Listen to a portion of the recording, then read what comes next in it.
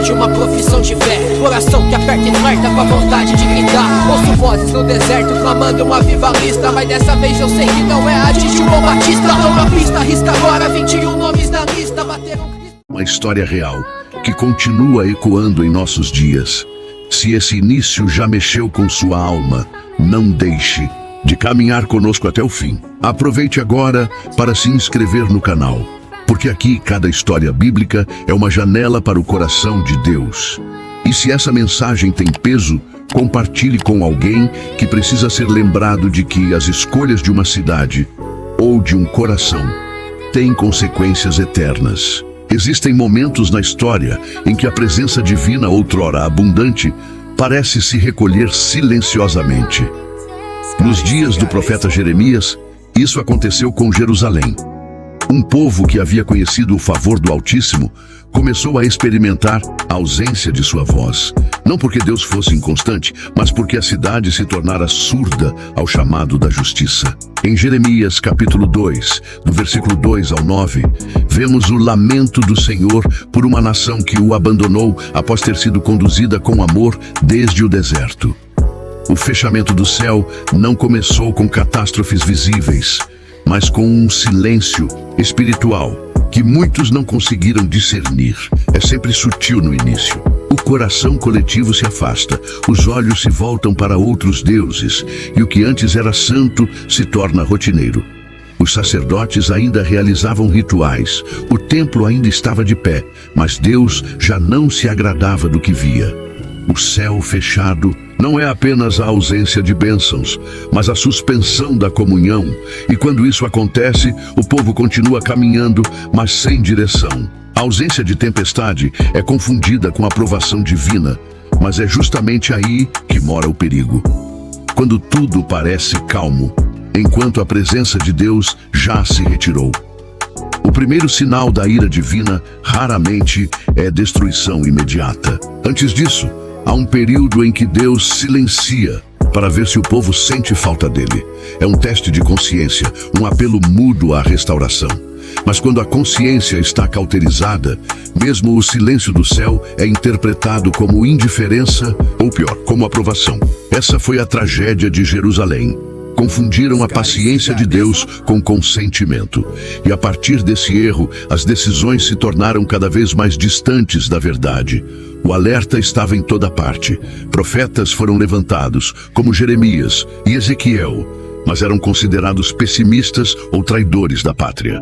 A cultura havia se corrompido a tal ponto que a verdade foi desprezada e a mentira tornou-se confortável. Quando o céu se fecha, não é por maldade divina, mas por amor ferido, por fidelidade desonrada, por uma aliança quebrada unilateralmente.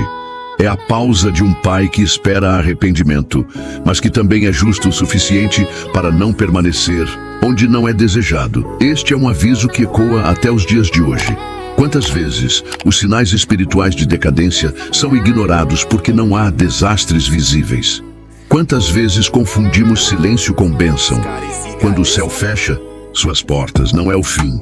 Ainda há tempo para ouvir, refletir e voltar. Mas esse tempo não dura para sempre. A podridão moral que invadiu Jerusalém foi resultado de uma erosão lenta e progressiva. Em Isaías, capítulo 1, do versículo 21 ao 23, a cidade é descrita como uma prostituta, cheia de homicidas e injustiças, onde a justiça habitava, mas agora reina a perversão. Não se trata apenas de escândalos no palácio, mas de uma decadência que contaminou desde os líderes até o povo simples. A corrupção não era mais exceção, era norma. E quando o veneno chega às ruas, já é sinal de que o coração da cidade adoeceu. O comércio se tornara desonesto, os juízes vendiam sentenças e os pobres eram esmagados por quem deveria protegê-los. As leis de Deus, que exigiam justiça, misericórdia e equidade, foram trocadas por conveniências humanas. Essa degradação institucional revela uma verdade dura. Quando os princípios divinos são rejeitados no alto escalão, o povo é arrastado junto. Jerusalém, que fora chamada de a alegria de toda a terra, tornou-se um símbolo de injustiça diante das nações.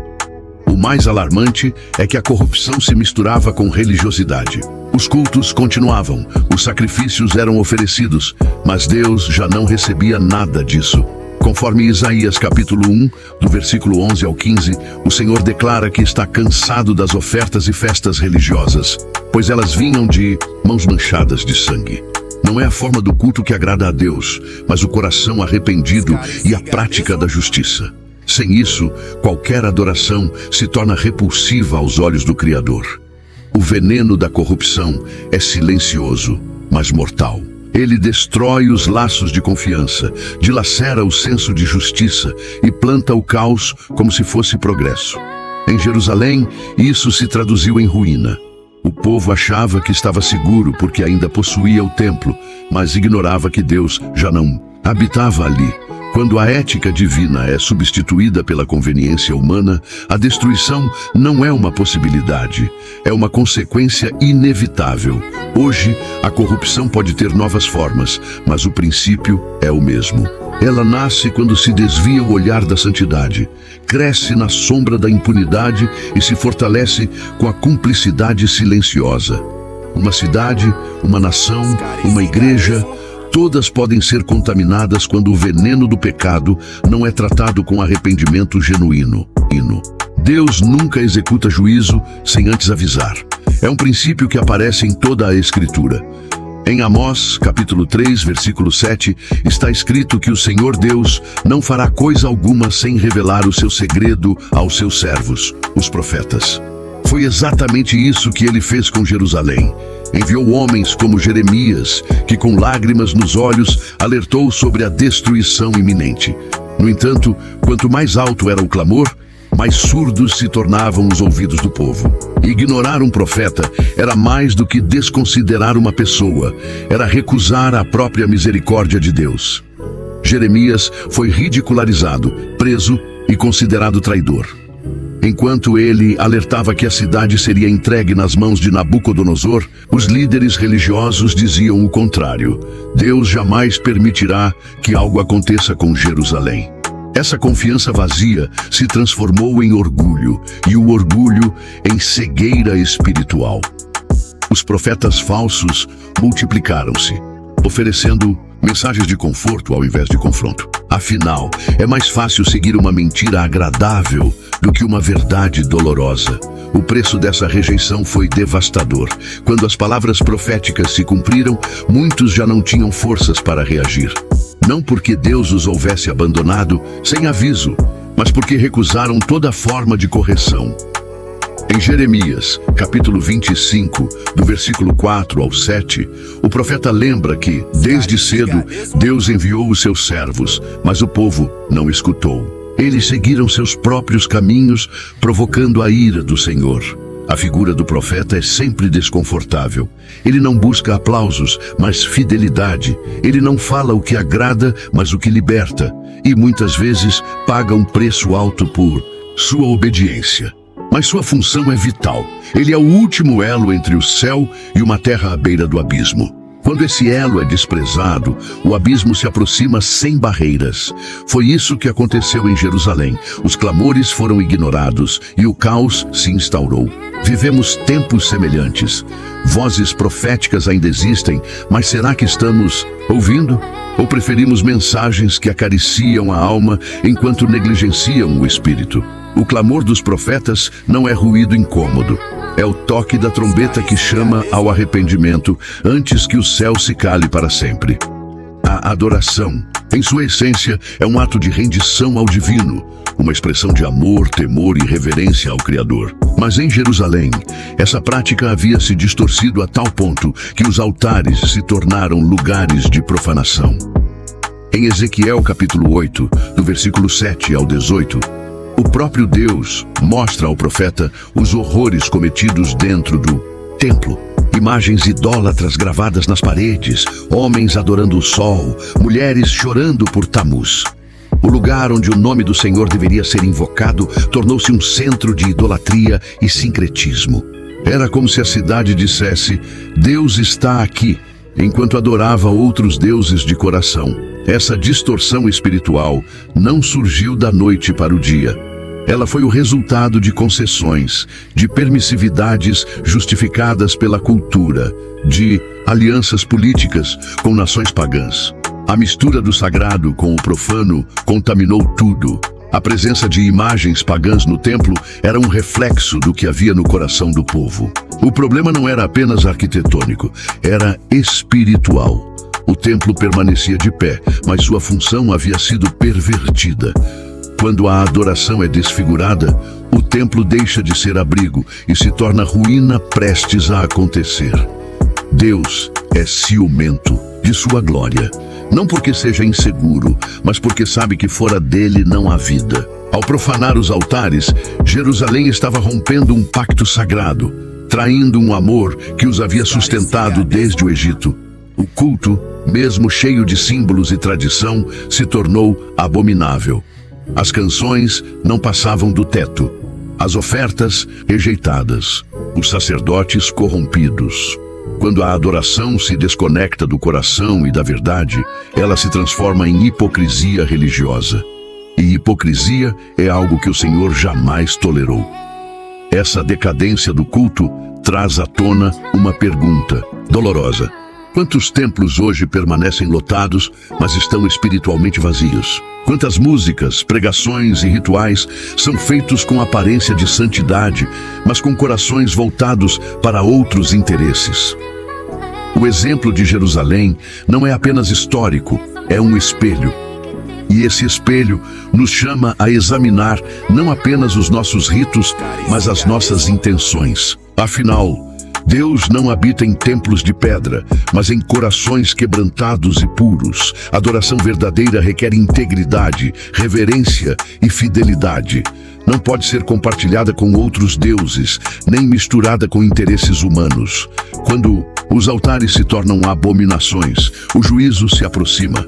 E mesmo que ainda haja incenso, cânticos e líderes religiosos, Deus não se deixa enganar pela aparência. Ele olha para o coração, e é ali que começa, ou termina, a verdadeira adoração. Então, Jerusalém carregava consigo uma confiança quase arrogante na sua identidade espiritual. Era a cidade de Davi, a morada do templo, a capital do povo escolhido.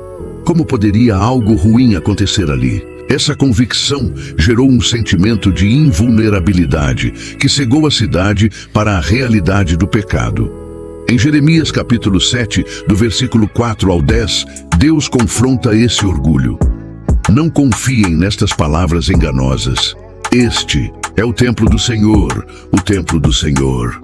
A confiança deixou de estar em Deus e passou a repousar em símbolos religiosos, em estruturas humanas, em tradições que perderam a essência. Essa sensação de invencibilidade é uma armadilha perigosa. Quando o povo acredita que sua posição espiritual o torna imune ao juízo, ele se torna ainda mais vulnerável. Jerusalém acreditava que por ser a cidade santa, jamais seria destruída. Mas a santidade de um lugar depende da santidade de seu povo. Quando isso se perde, os títulos não têm mais valor. A presença de Deus não está atrelada à geografia, mas à obediência. E a obediência havia desaparecido, dando lugar a um orgulho que endureceu corações. A confiança no templo se tornou uma forma de idolatria. O povo acreditava mais nas pedras do que na palavra. O templo virou um talismã, um amuleto de proteção contra a ira divina. Mas Deus nunca se deixou manipular. O mesmo templo que foi preenchido com a glória do Senhor nos dias de Salomão seria reduzido a cinzas por Nabucodonosor. A glória já havia partido muito antes das muralhas serem derrubadas. O orgulho espiritual os impediu de enxergar a gravidade da situação. E quando perceberam, era tarde demais. Esse tipo de orgulho continua a fazer vítimas. Igrejas, nações, líderes e pessoas que confundem posição com favor eterno. Deus honra alianças, mas não tolera arrogância. Quando alguém se coloca acima da repreensão, está se afastando da graça. O juízo não vem apenas para destruir, mas para corrigir. Mas onde há orgulho, não há espaço para correção.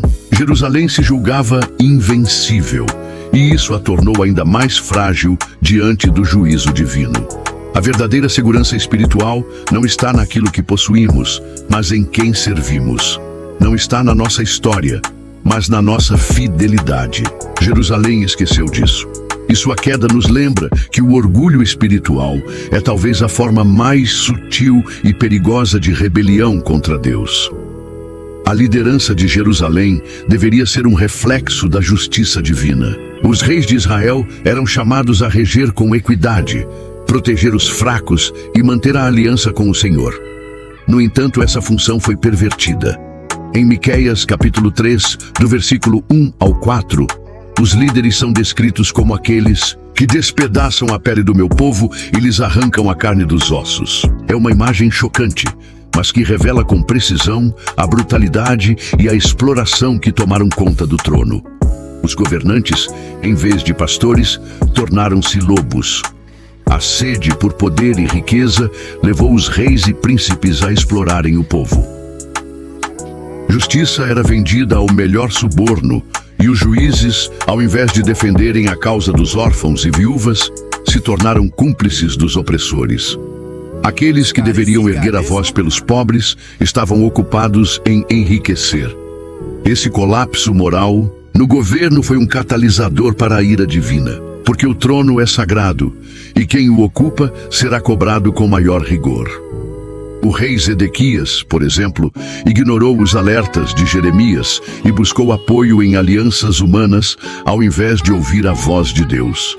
Sua insegurança política o levou a decisões catastróficas. Sua recusa em obedecer ao profeta resultou na invasão babilônica, no cerco prolongado e na sua própria humilhação. Viu seus filhos serem mortos diante de seus olhos antes de ter os próprios olhos arrancados. Uma tragédia que revela a consequência de lideranças que se afastam da verdade. O trono é um teste. E quando ele é ocupado por homens sem temor de Deus, a nação inteira sofre. A liderança injusta é como veneno despejado em um rio. Contamina tudo o que está à sua volta. Em Jerusalém, isso resultou em decadência espiritual, social e moral. Mas o mais grave foi o afastamento de Deus, que não divide seu trono com tiranos mascarados de reis. A lição é clara e urgente. A autoridade é um peso de responsabilidade, não um privilégio de domínio. Governar é servir com justiça, ouvir a voz de Deus e proteger os indefesos. Quando o trono se transforma em pedestal de vaidade e sede de controle, o juízo se aproxima com precisão. O trono de Jerusalém foi destruído, não por inimigos externos, mas pela injustiça que nasceu dentro dele. Quando uma geração se desvia, o impacto não termina nela. Ele se projeta sobre os filhos, os netos e sobre toda a estrutura social. Em Lamentações, capítulo 2, do versículo 11 ao 19, Jeremias descreve a dor ao ver crianças e jovens desfalecendo de fome pelas ruas de Jerusalém, clamando por pão enquanto ninguém lhes socorria. A cidade, que antes vibrava com a vida da juventude, agora era tomada pelo silêncio da desesperança. A nova geração estava sendo destruída, não apenas pela espada inimiga, mas pela negligência espiritual e moral dos que vieram antes. A juventude reflete o que os adultos ensinam, intencionalmente ou não. Em Jerusalém, os líderes falharam, os sacerdotes se corromperam e os pais se acomodaram. O resultado foi uma geração sem raízes, sem direção e sem força para resistir ao mal. Os jovens cresceram vendo altares profanados, líderes injustos e uma religião sem vida. O que poderiam esperar de um Deus que parecia ausente quando os exemplos vivos de fé haviam desaparecido? O dano causado à juventude foi o retrato mais doloroso da ruína de uma cidade que abandonou sua vocação espiritual. As festas se calaram, as escolas foram destruídas e os ensinamentos da Torá substituídos por narrativas pagãs. Essa destruição da juventude foi tão profunda que muitos deles sequer sabiam discernir o certo do errado. O caos familiar, gerado pela idolatria e pela corrupção, contaminou o lar, o ensino e a visão de futuro. O templo não era mais um lugar de ensino, mas um símbolo vazio. As ruas, antes vibrantes, agora se tornavam cenários de pranto e luto. A omissão espiritual dos pais resultou em filhos desprotegidos espiritualmente. Não é à toa que em Deuteronômio capítulo 6, do versículo 5 ao 7, Deus ordenou que seus mandamentos fossem ensinados aos filhos com persistência. Jerusalém falhou nisso. E quando a verdade deixou de ser transmitida, a mentira se instalou com facilidade. Uma geração que cresce sem alicerce divino se torna vulnerável às piores destruições. E é isso que vimos em Jerusalém. A ruína da juventude de uma cidade é um grito silencioso para os céus. Não é apenas uma crise social ou educacional, é um problema espiritual. Quando a fé não é vivida com integridade, os mais jovens absorvem o vazio. E onde há vazio, o pecado encontra espaço. Jerusalém viu sua nova geração ser quebrada, mas a raiz desse colapso estava no coração endurecido daqueles que deveriam guiá-los. Jerusalém continuava religiosa. Os sacrifícios não cessaram, as festas ainda ocorriam, os cânticos ecoavam pelos corredores do templo, mas tudo isso havia se tornado uma encenação espiritual. Em Isaías capítulo 29, versículo 13, o Senhor declara: "Este povo se aproxima de mim com a boca e me honra com os lábios, mas o seu coração está longe de mim." Era uma religião sem arrependimento, uma espiritualidade vazia, desprovida de transformação. A cidade se iludia com rituais, enquanto o pecado permanecia intocado. A grande tragédia dessa religiosidade superficial é que ela dá ao povo uma falsa sensação de segurança. Jerusalém acreditava que, por manter os símbolos, estaria protegida do juízo. Mas Deus nunca valorizou rituais desconectados da verdade interior. O sacrifício sem arrependimento é uma afronta à santidade divina.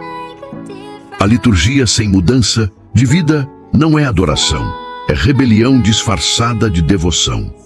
Essa foi a raiz de muitos dos pecados da cidade, uma fé que se contentava com aparência.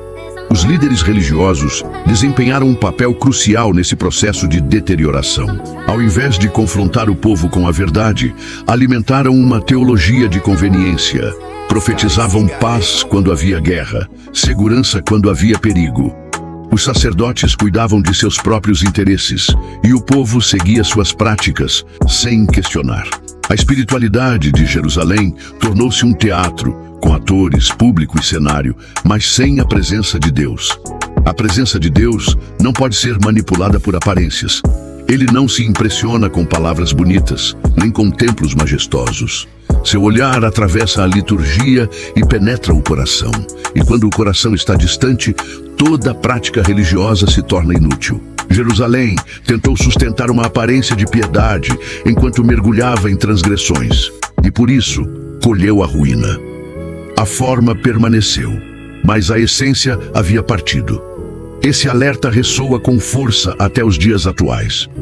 Quantos vivem hoje uma fé de fachada, cheia de frases de efeito, mas vazia de arrependimento verdadeiro? Quantos mantêm os rituais enquanto ignoram o chamado à santidade? Jerusalém caiu, em parte, porque sua religião perdeu o contato com o Deus que ela dizia adorar. Quando a fé é apenas estética, ela se torna frágil, e tudo o que é frágil diante do pecado, cedo ou tarde, desmorona. O juízo de Deus sobre Jerusalém não foi uma surpresa. Ele foi anunciado repetidamente, com detalhes, urgência e amor. O problema não foi a falta de aviso, mas a recusa em ouvir. Em Jeremias capítulo 26, do versículo 2 ao 6, o profeta é enviado ao pátio do templo para proclamar o juízo sobre a cidade, com uma advertência clara. Se o povo se arrependesse, Deus mudaria seu plano. No entanto, a resposta foi a rejeição da mensagem e a tentativa de silenciar o mensageiro. O julgamento foi anunciado, mas ninguém quis escutar. A rejeição da palavra é um sinal de endurecimento espiritual. Não se trata apenas de ignorar um aviso, mas de resistir ativamente à voz de Deus. Jerusalém não apenas desprezou Jeremias, ela desprezou o próprio Deus. As palavras do profeta eram vistas como incômodas, pessimistas, contrárias ao que o povo queria ouvir. Em vez de examinar seus caminhos, preferiram eliminar o desconforto, como quem apaga o alarme em vez de fugir do incêndio. Os sinais estavam por toda parte: alianças perigosas, instabilidade social, calamidades sucessivas. Mas o povo preferiu seguir seus próprios planos. Mesmo quando a Babilônia começou a ameaçar, os líderes recusaram a rendição proposta por Deus e confiaram em forças humanas. Essa teimosia espiritual não era coragem, era cegueira. Quando Deus fala e o povo recusa ouvir, o juízo deixa de ser um castigo e passa a ser uma consequência. A palavra rejeitada se tornou o fio condutor da tragédia. O que poderia ter sido evitado com arrependimento tornou-se inevitável pela obstinação. Deus é longânimo, mas também é justo. E quando seu povo trata com desprezo suas advertências, ele responde não com indiferença, mas com disciplina. Jerusalém teve inúmeras oportunidades de mudar seu destino, mas escolheu ignorar cada uma delas. Essa recusa em ouvir a palavra continua sendo um dos maiores perigos espirituais de qualquer geração.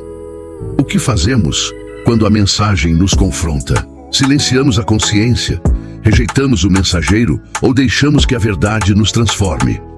O julgamento de Jerusalém foi anunciado, e não porque Deus quisesse destruí-la, mas porque ela se recusou a ouvir quando ainda havia tempo de ser salva. O processo do juízo divino não é impulsivo.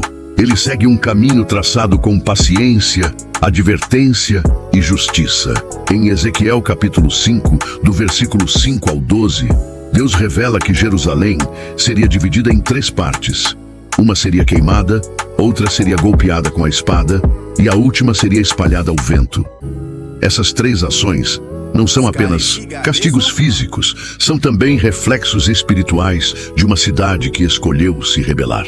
Primeiro vem a advertência, depois o juízo e, por fim, a ruína. Cada fase é resultado de decisões humanas que insistiram em desafiar a santidade divina. A advertência é sempre o primeiro passo. Deus levanta profetas, envia sinais, traz inquietação ao coração. Ele não deseja a destruição, mas a restauração. Porém, quando a advertência é desprezada, o juízo entra em cena, não com vingança, mas com correção severa. Para Jerusalém, o juízo significou fome, cerco, medo. Era como se o próprio solo da cidade gritasse por justiça. O povo, que antes caminhava com altivez, agora se arrastava sob o peso de suas próprias escolhas. A fase final, a ruína, veio como uma inevitabilidade. O templo foi saqueado, os muros derrubados, os nobres mortos ou exilados. O que antes era orgulho nacional se tornou vergonha pública. A glória de Israel se foi, não porque Deus fosse fraco, mas porque sua paciência chegou ao limite. A ruína não foi apenas material, foi moral, espiritual e emocional. Era o resultado visível de um longo processo de desobediência. Essas 3 etapas nos revelam algo fundamental sobre o caráter divino. Deus é justo, mas também é misericordioso. Ele oferece chances, ele fala muitas vezes antes de agir. Mas quando a dureza do coração persiste, sua justiça se manifesta. Ele não é um pai permissivo que ignora o erro, mas um pai justo que disciplina para restaurar. Cada fase do juízo sobre Jerusalém tinha um propósito redentivo, ainda que envolvesse dor. É necessário discernir em qual etapa estamos. Há momentos em que ainda estamos sob advertência, tempo de ouvir, mudar e clamar. Outros, estamos colhendo os frutos de nossas decisões. Mas mesmo diante da ruína, a graça de Deus ainda pode surgir. Porque o juízo de Deus nunca é o ponto final. É sempre uma tentativa de reconduzir o coração humano à sua origem divina. Durante séculos, Jerusalém esteve cercada pela proteção divina. Inúmeras vezes, exércitos mais fortes foram impedidos de destruí-la porque o Senhor estava com seu povo. Porém, em Jeremias, capítulo 32, versículo 24, o profeta relata o momento em que os babilônios já estavam ao redor da cidade, prontos para invadir. O inimigo não chegou de surpresa. Ele foi se aproximando à medida que a proteção divina se retirava. A muralha ainda estava de pé, mas o escudo invisível já havia desaparecido. Esse afastamento da proteção divina não foi repentino. Deus retirou-se porque não havia mais espaço para ele ali. A cidade o rejeitou, zombou de sua palavra, profanou seu nome, e sem arrependimento restou apenas o vazio. E onde há vazio espiritual, o inimigo encontra passagem. Nabucodonosor não foi o vilão da história. Foi o instrumento de um Deus justo. O inimigo não vence quando é forte, mas quando a mão do Senhor se afasta. O cerco babilônico foi uma resposta a anos de rebelião. E com ele veio a fome, o medo, a traição entre irmãos.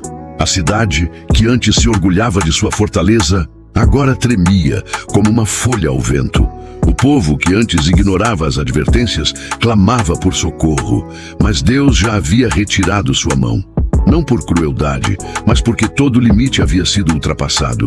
Era o dia em que a proteção se retirou e o inimigo cruzou os portões. É assustador pensar que uma cidade tão marcada por milagres pode ser reduzida a ruínas. Mas isso nos ensina que não há lugar seguro sem a presença de Deus. A segurança não está nas muralhas, nem na história, mas na obediência contínua. Quando o coração se afasta, a presença parte. E sem presença, tudo o que resta é vulnerabilidade. A invasão não começou com espadas, começou com a rejeição do Senhor. Muitos hoje vivem confiando em suas muralhas espirituais, posições, rituais, status. Mas e se a presença de Deus já se retirou silenciosamente? O que resta quando o inimigo bate a porta e não há mais quem o impeça? Essa pergunta não é retórica, é um convite à vigilância, à dependência e ao arrependimento. Quando o cerco finalmente se fechou, Jerusalém mergulhou em um abismo de desespero indescritível. Em Lamentações, capítulo 4, do versículo 4 ao 10, o profeta descreve cenas brutais, mães que, em desespero, cozinham seus próprios filhos para sobreviver. A fome era tão severa que as pessoas preferiam a morte pela espada do que o lento sofrimento da inanição. Tudo o que parecia estável, o comércio, a família, a convivência, foi tragado por um caos absoluto. A ordem cedeu lugar ao instinto. O povo que antes caminhava altivamente pelas ruas, agora rastejava entre cadáveres. Esse colapso não foi apenas físico, foi emocional, psicológico e espiritual. Os gritos de dor se misturavam ao som dos muros caindo. A dignidade desapareceu. As roupas nobres foram trocadas por trapos. O ouro virou pó. E a fé, outrora celebrada nas assembleias, foi substituída por um silêncio que só quem perdeu tudo conhece. A Cidade Santa se transformou em um campo de horror. A promessa virou desolação. Tudo o que era certo agora parecia distante e inalcançável. A imagem mais dolorosa era ver os sacerdotes, antes vestidos de linho fino, agora caídos no chão, sem direção. O templo, centro da vida espiritual, virou ruína e cinza. Aqueles que zombavam dos profetas agora buscavam explicações no vazio. E os inimigos antes temidos agora eram os novos senhores da cidade. Não havia consolo, nem plano de fuga. Era o fundo do poço, e ali até os mais fortes se rendiam. O desespero revela aquilo que realmente sustenta uma vida. Quando tudo desmorona, o que permanece? Jerusalém descobriu tarde demais que sua estrutura estava apoiada em areia. A aparência de estabilidade era apenas um verniz que se quebrou com o primeiro impacto. A verdadeira força de uma cidade está na sua integridade diante de Deus. E quando isso se perde, nenhuma muralha é suficiente. Este relato de dor nos obriga a olhar para nossa própria vida e sociedade. Sobre o que temos construído, qual é o alicerce de nossa segurança? Quando o colapso chega, seja ele emocional, financeiro ou espiritual, apenas aqueles que estão enraizados em Deus permanecem de pé. Jerusalém caiu porque se esqueceu disso, mas nós ainda temos tempo de lembrar. Uma das expressões mais temidas da justiça divina não é o trovão, nem o terremoto, nem a destruição. É o silêncio. Quando Deus decide não responder mais, quando sua voz deixa de ecoar entre os profetas, quando os céus permanecem calados diante do clamor, algo profundamente grave já aconteceu. Em Ezequiel, capítulo 7, do versículo 25 ao 27, o Senhor declara que buscarão uma visão do profeta, mas ela não virá. O sacerdote deixará de ensinar, e os anciãos cessarão seus conselhos. O silêncio é a última etapa antes da sentença final. Esse silêncio não é vazio, é carregado de dor e de juízo. Ele representa uma decisão divina de se retirar, não porque foi vencido, mas porque foi expulso. Jerusalém recusou tantas vezes ouvir a verdade que Deus cessou de falar. E quando o Eterno para de falar, até o tempo perde seu sentido. O povo clamava por respostas, mas só encontrava o eco da própria negligência. Deus já havia dito tudo, e agora era a hora de colher. É assustador perceber que o povo só começou a valorizar a voz profética quando ela cessou. Jeremias, tantas vezes desprezado, passou a ser lembrado, mas já não havia novas palavras, apenas a confirmação do que havia sido anunciado. O silêncio de Deus é um tipo de juízo que pesa mais do que a espada, porque atinge o espírito.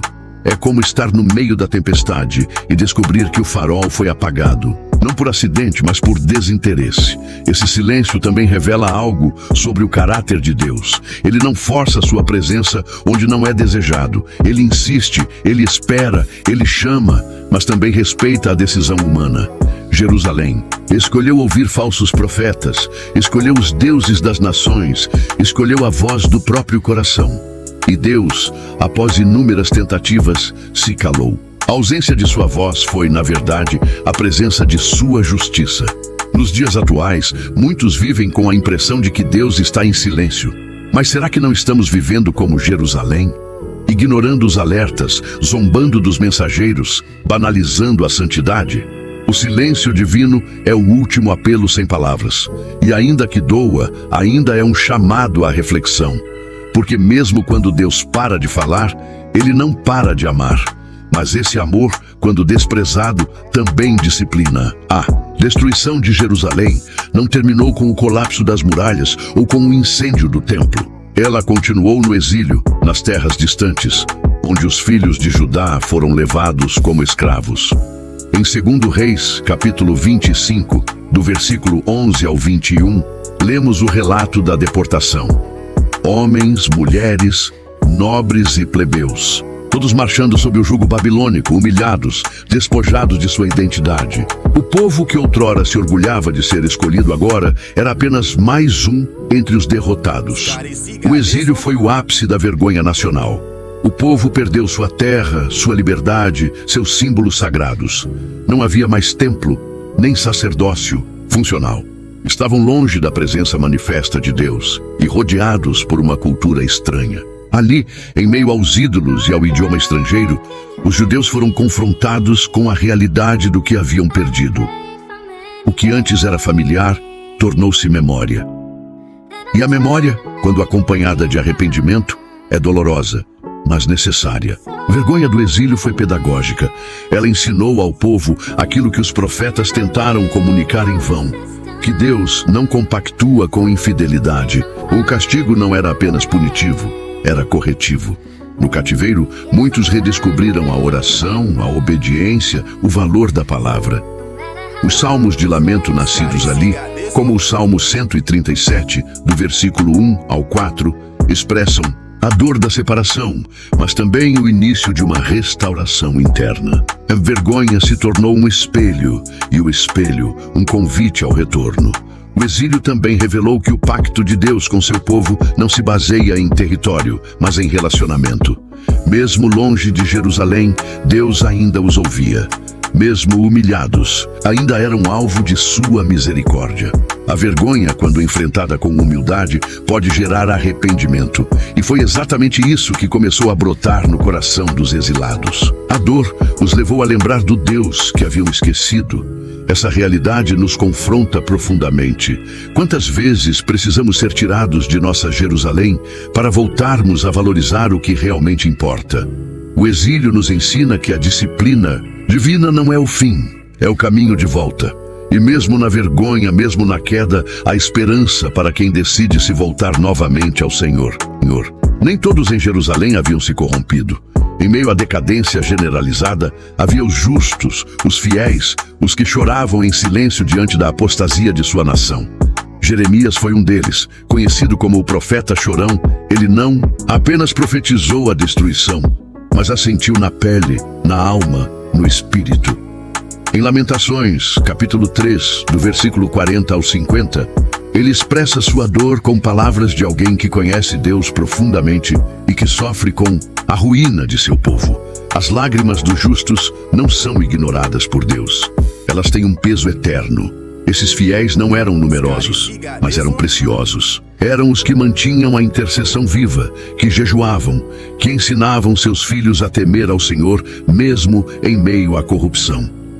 Muitos deles foram arrastados para o exílio, sofreram injustamente, perderam suas casas, mas mantiveram sua fé. Esse sofrimento compartilhou do calvário coletivo, mas com um propósito diferente.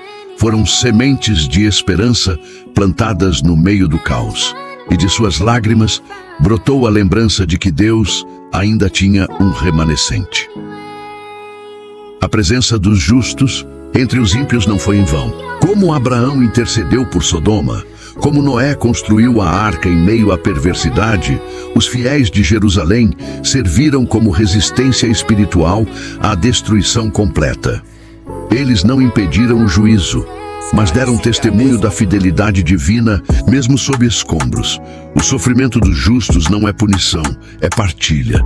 É como se Deus dissesse: vocês conhecem minha dor, compartilham meu zelo e por isso não estão esquecidos. As lágrimas dos fiéis são memória viva diante do trono de Deus. Mesmo em meio à tragédia, elas são registros de adoração sincera, de obediência resistente, de amor à verdade.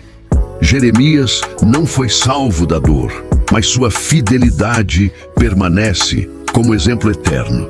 Ezequiel, Daniel e tantos outros mantiveram acesa a chama da esperança em terras distantes, enquanto a maioria vivia no esquecimento. O justo, mesmo na dor, não perde seu lugar diante de Deus. Esse subtema nos lembra que a fidelidade não nos isenta da dor, mas nos dá sentido no meio dela. Ser justo em meio à ruína é um chamado para poucos, mas é um chamado glorioso, porque Deus vê, Deus registra e Deus responde às lágrimas que caem por amor ao seu nome. Em meio ao colapso de Jerusalém, foram essas lágrimas que regaram o solo de onde no tempo certo brotaria a restauração.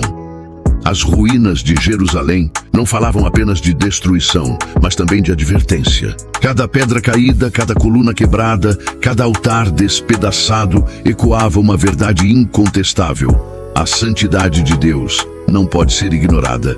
Em Neemias capítulo 1, do versículo 3 ao 7, ao ouvir sobre o estado de Jerusalém, Neemias chora, jejua e ora, reconhecendo que a ruína da cidade era consequência direta do pecado de seu povo. As ruínas eram mais do que entulho, eram testemunhas do pacto violado, da justiça exercida e da misericórdia que ainda podia ser alcançada. As gerações seguintes que voltaram à cidade aprenderam a andar entre os escombros como quem percorre um campo sagrado. Ali, onde antes se ouviam canções de louvor, agora havia silêncio e poeira. Mas esse silêncio ensinava. Ele lembrava que Deus é paciente, mas também justo, que Ele ama, mas também corrige. As lições gravadas nas ruínas não foram esquecidas pelos que retornaram do exílio. Elas moldaram um novo povo, mais consciente, mais humilde e, acima de tudo, mais sedento por retidão. As ruínas de Jerusalém se tornaram um tipo de púlpito profético. Ali, sem necessidade de palavras, Deus continuava a falar. Não mais com trovões ou visões, mas com a solidez fria das pedras caídas. Cada vestígio de destruição servia como espelho para que o povo se enxergasse sem máscaras. E ao olhar para o passado, aprenderam a reconstruir não apenas os muros, mas também a fé. Os líderes do retorno, como Esdras e Neemias, compreenderam isso. Eles não apenas reconstruíram a cidade, mas restauraram a leitura da lei, a prática do jejum, o zelo pelo sábado. Porque entenderam que o que havia ruído não era apenas pedra, era a aliança. E essa só poderia ser restaurada com quebrantamento, não com arrogância. As ruínas apontavam para o que foi, mas também anunciavam o que poderia voltar a ser, caso o povo escolhesse obedecer. Essas ruínas continuam a falar até hoje. Toda vez que ignoramos a história, nos arriscamos a repeti-la. Toda vez que trocamos a presença de Deus por conveniências humanas, voltamos a trilhar o mesmo caminho que levou Jerusalém à queda. As lições estão diante de nós. Basta saber ouvir com os olhos da fé e com o coração disposto a se render. Mesmo em meio à devastação total, a misericórdia de Deus nunca foi extinta. Em Lamentações capítulo 3, do versículo 21 ao 24, o profeta Jeremias, cercado pela dor, declara: quero trazer à memória o que me pode dar esperança. As misericórdias do Senhor são a causa de não sermos consumidos, porque as suas misericórdias não têm fim. Essa declaração é feita do meio da ruína, não da bonança. É uma luz que brilha em meio às cinzas. Uma certeza de que, apesar de tudo, Deus ainda está presente. Essa esperança não era ilusória, nem fruto de negação. Era fé pura, enraizada na revelação do caráter de Deus. Jeremias sabia que a disciplina vinha de um Deus justo, mas que esse mesmo Deus era fiel para restaurar. A cidade podia estar destruída, mas o amor do Senhor permanecia intacto. Esse é o mistério da misericórdia. Ela não depende das circunstâncias, mas da fidelidade de um Deus que nunca quebra suas promessas. Ao longo do exílio, sinais de esperança começaram a brotar. Profetas como Ezequiel falaram da restauração, de um novo coração, de um templo renovado. Daniel orava pela restauração de Jerusalém, mesmo em terras estrangeiras. E quando Ciro, rei da Pérsia, permitiu o retorno, ficou claro: Deus não havia desistido. O exílio foi um capítulo, não o fim do livro. A disciplina foi dura, mas a promessa permaneceu viva. A esperança que surge nas cinzas não é um otimismo vazio, é a certeza de que Deus é soberano até nos dias mais escuros. E que, quando tudo parece perdido, Ele está preparando um novo começo. Jerusalém voltaria a ser habitada, os muros seriam erguidos e o templo reconstruído. Mas, acima de tudo, o coração do povo seria transformado.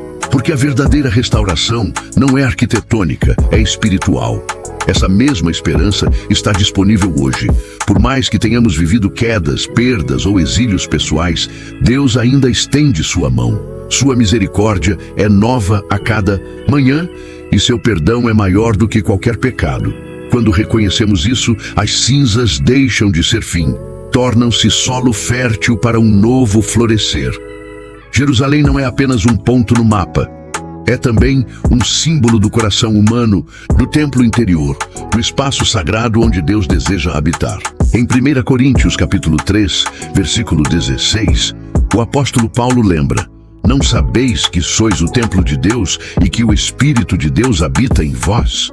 Quando olhamos para a queda de Jerusalém, não podemos vê-la apenas como uma tragédia histórica. Ela é um espelho de nossa própria alma, quando deixamos de ouvir a voz de Deus e entregamos nosso interior à idolatria. Cada suborno aceito, cada mentira tolerada, cada desvio de fé que ocorreu naquela cidade santa pode se repetir dentro de nós. A negligência espiritual que levou à ruína das muralhas externas começa com rachaduras internas. E é por isso que o chamado final não é para apenas aprender com o passado, mas para confrontar o presente. Que tipo de cidade temos construído dentro de nós? Que tipo de altar temos erguido em nossos corações? O que permanece quando Deus examina nossa estrutura interior? O retorno não começa com grandes reformas, mas com pequenos arrependimentos sinceros. Um coração quebrantado é mais poderoso do que 1000 sacrifícios. A restauração de Jerusalém começou com um jejum, uma oração, uma confissão. Começou no espírito antes de tocar as pedras. O mesmo se aplica à nossa vida. Deus não quer apenas reformar o exterior. Ele quer habitar o interior. E para isso é necessário abrir espaço, limpar os escombros e erguer novamente o altar da comunhão. Essa cidade caída, restaurada com lágrimas, reconstruída com fé, nos lembra que ninguém está tão longe que não possa voltar, que nenhum pecado é grande demais que não possa ser perdoado, que nenhuma história termina onde Deus ainda está escrevendo. O chamado final não é para olhar para Jerusalém como algo distante, mas para reconhecer que ela vive, em partes, dentro de cada um de nós. E se há algo a fazer com essa reflexão, é não permanecer indiferente. Compartilhe sua percepção. Deixe aqui nos comentários o que essa história falou com você. Quem sabe, ao partilhar, você ajude outros a perceberem que a verdadeira cidade que Deus deseja restaurar é o nosso próprio coração, onde Deus ainda está escrevendo. O chamado final não é para olhar para Jerusalém como algo distante, mas para reconhecer que ela vive, em partes, dentro de cada um de nós. E se há algo a fazer com essa reflexão, é não permanecer indiferente. Compartilhe sua percepção. Deixe aqui nos comentários o que essa história falou com você.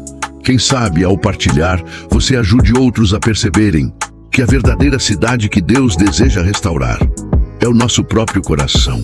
Quantas vezes a gente olha para trás e percebe que Deus estava nos chamando, mesmo no silêncio?